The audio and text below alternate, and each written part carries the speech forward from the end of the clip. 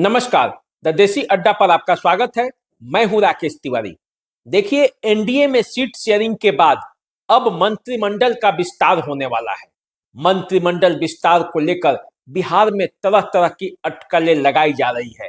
कौन मंत्री बनेगा, किस कोटे से किसे मंत्रालय मिलेगा, कौन बाहर होगा, एनडीए में जो भाजपा के विधायक पिछले बार मंत्री बने थे उसमें किस किस को मौका मिलेगा, जदयू में जो विधायक पिछले बार मंत्री बने थे उसमें से किसे मौका मिलेगा। हम से तो एक मंत्री ऑलरेडी बन चुके हैं। तो अब इन अटकलों के बीच ये चर्चा है कि क्या होगा, कैसे होगा, और इसको लेकर बिहार में राजनीतिक हलचल बढ़ गया है। कल जैसे ही सीट शेयरिंग का मामला फाइनल हुआ उसके बाद बिहार सरकार हरकत में आ गई। जदयू, भाजपा और हम तीनों पार्टियां हरकत में है। चिराग पासवान के पास तो कोई विधायक नहीं है, लेकिन बिहार की राजनीतिक गतिविधियों पर वे भी नजर बनाए हुए हैं। तो अब जो मामला है बिहार सरकार में मंत्रिमंडल विस्तार का, उसको लेकर सबकी नजरें टिक गई हैं और वे देखना चाहते हैं कि जो सूची भाजपा और जदयू ने मिलकर बनाई है उसमें किसका किसका नाम सामने आता है। ऐसे यदि नजर डालें तो पिछले सरकार में तारा किशोर प्रसाद और रेणु देवी उप मुख्यमंत्री थे।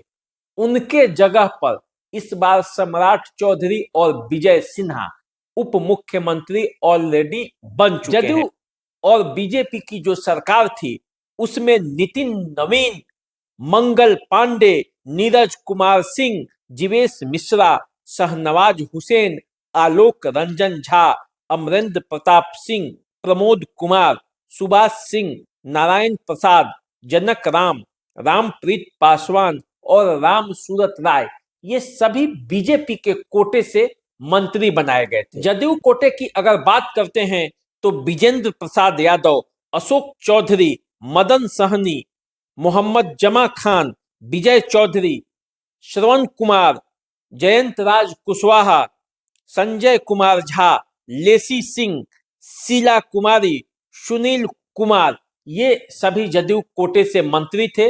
नीतीश कुमार तो खुद मुख्यमंत्री थे ही इस जदयू से।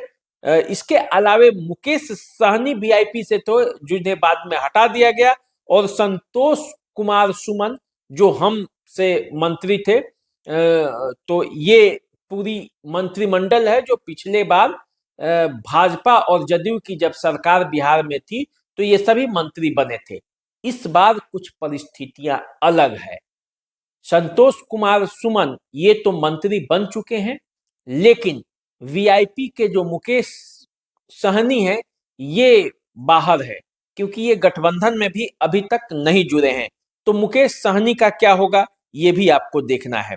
इसके अलावे लोकसभा चुनाव में इनमें से कई ऐसे हैं जो प्रत्याशी बनने के कतार में खड़े हैं।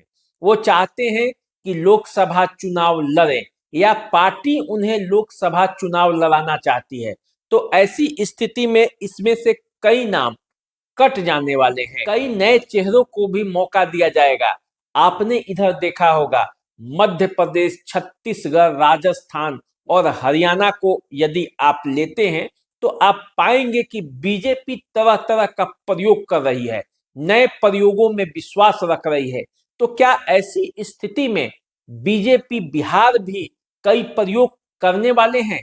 क्या कुछ नया चेहरा आपको देखने को मिल जाएगा जिसे आप सोच भी नहीं पा रहे होंगे? क्या वे मंत्री बनकर आपके क्षेत्र में आएंगे?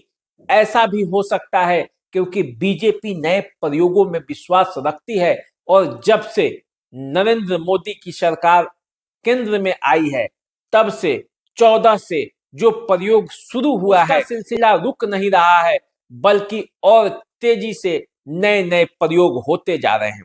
अब मामला जदयू में टिकता है। जदयू में कौन बनेगा मंत्री, जदयू में कौन होगा? क्या सभी पिछले बार जितने लोग मंत्री बनाए गए थे वे मंत्री बनेंगे, या इसमें से कुछ नाम का अदला बदली भी होगा? ये देखना बाकी है और दोनों पार्टियां मिल बैठकर इसका फैसला कर चुके हैं। तो ऐसे में किनका नाम सामने आता है, किनका कट जाता है, जो सीटों का समीकरण है उसका क्या होगा। इसके अलावे मंत्रिमंडल के विस्तार के समय इस बात को भी ध्यान देना है कि जो लोग पार्टी बदल कर इधर आए हैं उनके लिए मंत्रिमंडल विस्तार में कोई जगह है या उनको कहीं अलग एडजस्ट किया जा रहा है। क्या लोकसभा की सीटें दी जा रही हैं या कहीं कोई और कमिटमेंट है, क्या ये मामला है, तब पता चलेगा जब मंत्रियों की सूची सामने आएगी। वैसे चुनाव का समय है और जब चुनाव का समय होता है तो सरकार के लिए चुनौती बड़ी होती है।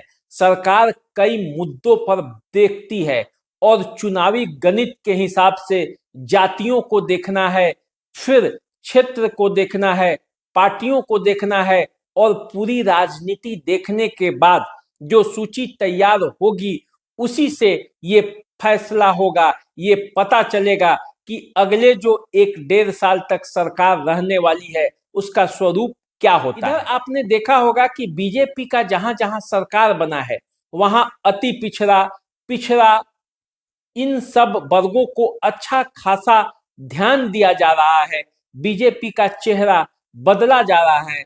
तो क्या ऐसी स्थिति में बिहार में भी ऐसा कुछ होगा? चुनाव को देखते हुए किन्हें मंत्री बनाया जा रहा है, किन्हें मंत्री नहीं बनाया जा रहा है, ये भी देखना होगा, या फिर बिहार के विकास के मॉडल को देखकर सक्षम और योग्य ही मंत्री बनाए जाएंगे, ये भी देखना है।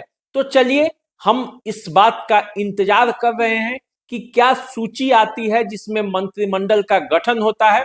इसके अलावे बिहार की राजनीति किस दिशा में जाएगी, क्योंकि तेजस्वी यादव और अन्य लोगों का ये आरोप था नीतीश कुमार मंत्रिमंडल का विस्तार नहीं कर रहे हैं, कुछ मामला कुछ पेच फंसा है और उनके लिए भी दरवाजे खुले हुए हैं। लेकिन नीतीश कुमार अब मंत्रिमंडल का विस्तार करने जा रहे हैं, उन्हें कई बातों पर ध्यान देना था। सबसे पहला बात तो ये था कि उन्हें पार्टी के लिए अच्छी खासी संख्या में कैंडिडेट लेना था। 16 सांसद उन्हें जीते थे और वे इस जिद पर थे कि 16 से कम सीटों पर समझौता नहीं होगा। बीजेपी ने उनकी ये मांग मान ली है। फिर चिराग पासवान पशुपति पारस का मामला था।